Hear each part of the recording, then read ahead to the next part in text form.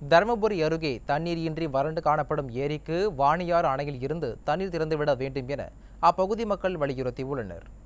பாப்பிரெட்டிப்பட்டி அருகே உள்ள தென்கரை கோட்டை கிராமத்தில் உள்ள ஏரி தண்ணீர் இன்றி வறண்டு காணப்படுகிறது. இதனால் அப்பகுதி மக்களின் குடிநீர் தேவைக்கும் விவசாயத்திற்கும் தண்ணீர் தட்டுப்பாடு ஏற்பட்டுள்ளது.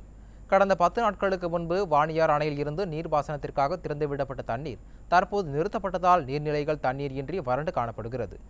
பொதுப்பணித்துறையினருக்கு பணம் கொடுத்தால் மட்டுமே கால்வாய் மூலம் தண்ணீர் திறந்து விடப்படுவதாக மக்கள் குற்றம் சாட்டியுள்ளனர். விடிய அரசின் திறனற்ற ஆட்சியில் விவசாயிகள் தண்ணீர் இன்றி பெரும் அவதிக்குள்ளாகியுள்ளனர்.